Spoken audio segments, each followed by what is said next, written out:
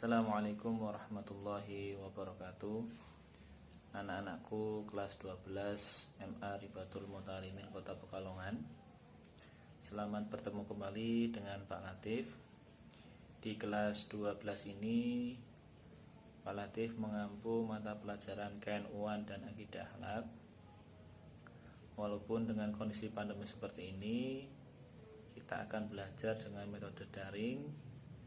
Pak Latif harapkan selama pembelajaran daring ini anak-anakku bisa mengikuti pelajaran dengan sebaik-baiknya.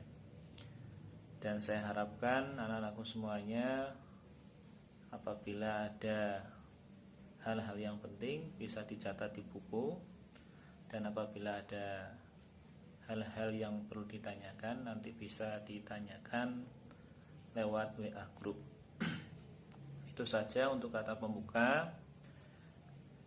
Untuk pada pagi hari ini kita akan belajar mata pelajaran KNU-an. Bab yang pertama membahas masalah firqah dalam Islam. Sebelum memulai pelajaran pada pagi hari ini, marilah kita membaca basmalah bersama-sama. Bismillahirrahmanirrahim. Langsung saja. Pada pertemuan perdana ini, mata pelajaran KNU-an kelas 12. Bab yang pertama kita akan mempelajari firqah Islam dan hikmahnya.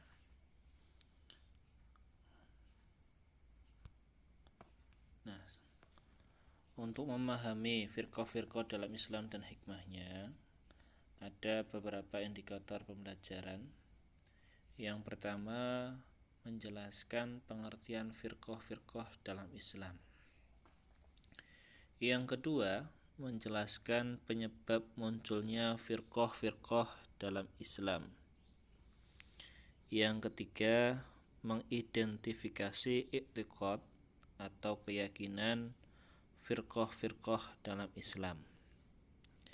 Yang keempat, mengidentifikasi radikalisme dan liberalisme di Indonesia.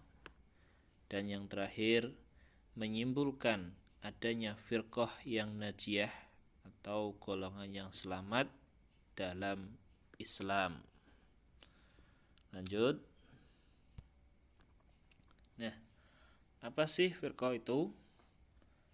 Firqah secara bahasa adalah kelompok, rombongan, atau kumpulan atau golongan. Secara istilah, firqah adalah golongan atau kaum yang mengikuti pemahaman jamaah muslimin dan mereka kemudian memisahkan diri dari ikatan keumatan dalam Islam. Sederhananya, mereka itu memisahkan diri atau bercerai dari golongannya. Dalam konteks Islam, istilah firqah ini sering digunakan untuk menunjuk golongan-golongan dalam Islam yang berbeda pendapat satu sama lainnya. Bahkan Nabi Muhammad SAW sendiri pernah menyampaikan dalam sebuah hadis riwayat Imam Tabrani. Qala Rasulullah SAW, walladhi nafsi Muhammadin biyadihi lituftariku ummati ala salasin wa sab'ina firqah fawahidata fil jannah wa sintani wa sab'una fin nar. Qila man hum ya Rasulullah? Qala ahlus sunnah wal jamaah. Rawahul Tabrani.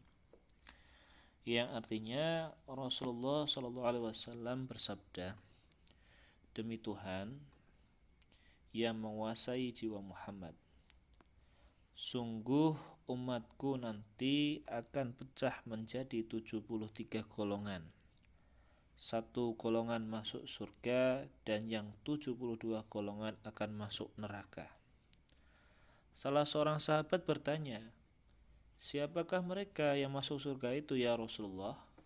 Kemudian Rasulullah menjawab, mereka itu adalah golongan ahlus sunnah wal jamaah. Golongan ahlus sunnah wal jamaah itu apa? Rasulullah pernah menjawab, ma ana alaihi wa ashabi, yakni mereka yang mengikuti apa saja yang aku lakukan, kata Nabi, dan juga apa-apa yang dilakukan oleh para sahabatku, kata Nabi. Dalam hadis tersebut Rasulullah menjelaskan bahwasanya golongan yang selamat adalah golongan yang mengikuti apa yang dilakukan oleh Rasulullah dan para sahabatnya. Celakanya sekarang banyak golongan mengaku dirinya lah ahlus sunnah wal jamaah atau golongan ahlus sunnah wal jamaah. Nah, inilah yang kemudian memunculkan firqah-firqah di dalam Islam. Nah, oleh karenanya di sini kita akan membahas penyebab munculnya firqah-firqah dalam Islam. Penyebab yang pertama adalah perbedaan ijtihad di kalangan sahabat. Ijtihad ini adalah sebuah usaha mencari ilmu untuk memutuskan suatu perkara yang tidak dibahas di dalam Al-Quran maupun hadis. Nah, semangat ijtihad di kalangan sahabat ini menyebabkan perbedaan pandangan di antara para sahabat. Oleh karenanya, ijtihad dalam Islam sangat dianjurkan memang. Sebab bagi yang benar dalam ijtihadnya, dia akan memperoleh 2 pahala. Sebaliknya, jika salah dalam ijtihadnya, dia akan memperoleh 1 pahala. Oleh karenanya, anak-anakku semuanya, dalam perang Jamal maupun perang Siffin yang melibatkan antara sahabat Ali bin Abi Thalib, Muawiyah maupun Aisyah, ini merupakan diantaranya bagian dari usaha ijtihad para sahabat atas terbunuhnya sahabat Utsman bin Affan. Karena apa? Pada waktu itu terbunuhnya sahabat Utsman bin Affan tidak diketahui siapa yang membunuh sahabat Utsman bin Affan. Akhirnya Muawiyah ingin istilahnya dari sahabat Ali selaku sebagai khalifah menginterogasi atau semacam mencari tahu siapa sebenarnya pembunuh dari Khalifah Utsman bin Affan. Akhirnya meletuslah perang Siffin yang nantinya ada yang namanya peristiwa tahkim, kemudian memunculkan golongan-golongan yang kita kenal firqah ini. Yang kedua, penyebab yang kedua, fanatisme kesukuan bangsa Arab. Di masa Rasulullah, fanatisme kesukuan bangsa Arab itu dapat diredam karena pada hakikatnya ajaran Islam menentang segala bentuk fanatisme, terutama fanatisme kesukuan. Hal ini berlanjut sampai pada masa pemerintahan Khalifah Utsman bin Affan. baru di masa akhir pemerintahannya kekuatan fanatisme itu bangkit kembali dengan timbulnya pertentangan antara Bani Umayyah dengan Bani Hashim.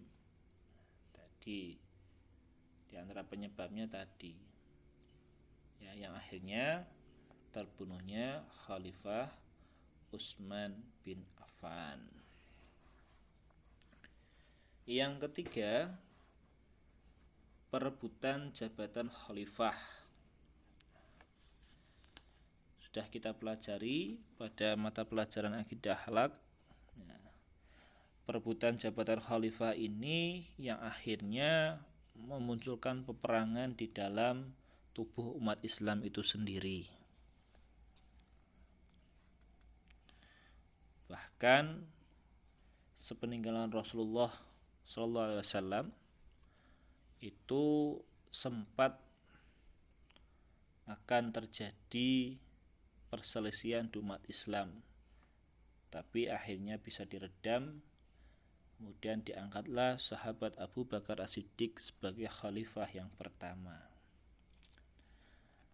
Seketika Khalifah Abu Bakar As-Siddiq itu sakit, karena ada pengalaman yang sedemikian, akhirnya agar tidak timbul perpecahan, sebelum sepeninggalan Khalifah Abu Bakar sudah menunjuk pengganti beliau, yaitu Khalifah Umar ibnu Khattab. Pada masa Khalifah Umar ibnu Khattab, ketika beliau sakit karena tertusuk oleh seorang budak,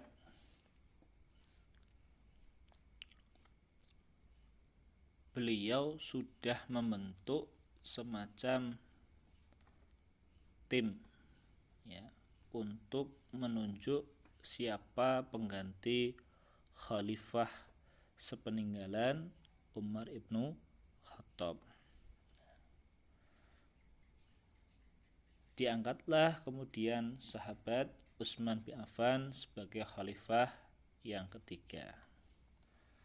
Tetapi ketika pada masa kekhalifahan Utsman bin Affan banyak fitnah-fitnah yang bertebaran, di antaranya fitnah korupsi maupun kolusi dan nepotisme. Akhirnya fitnah ini menyimpulkan beberapa kekacauan, banyak umat Islam yang terprovokasi, akhirnya melakukan aksi demonstrasi, sampai akhirnya terbunuhnya Khalifah Utsman bin Affan.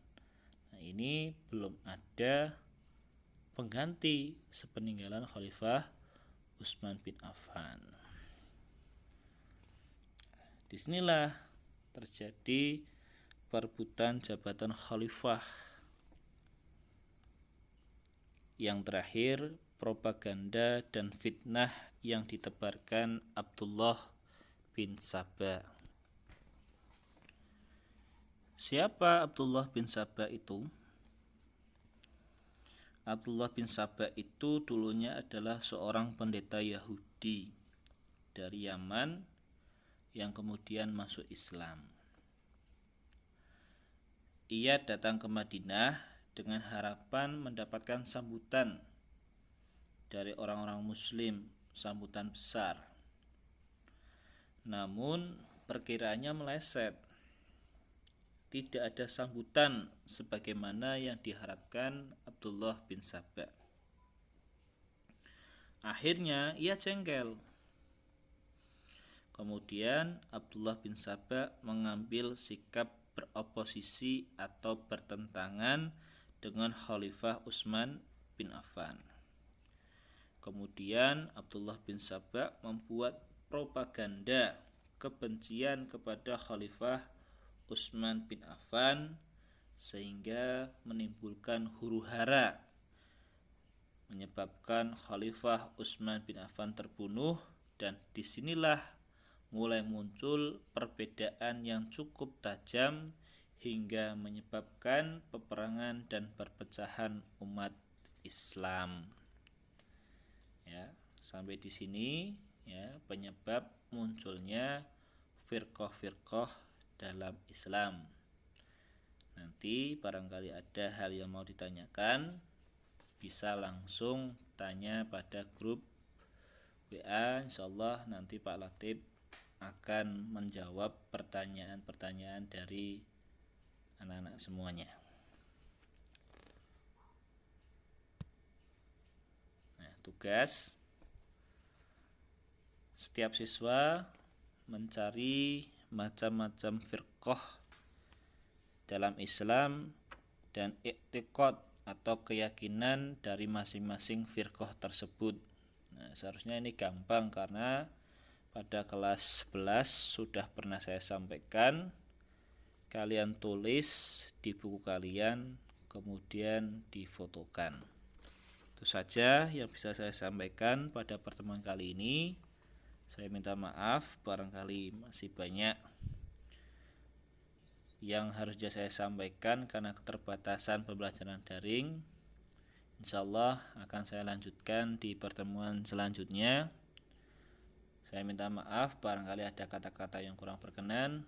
Akhirul kalam, Allahul muwafiq ila aqwamit thoriq. Assalamualaikum warahmatullahi wabarakatuh.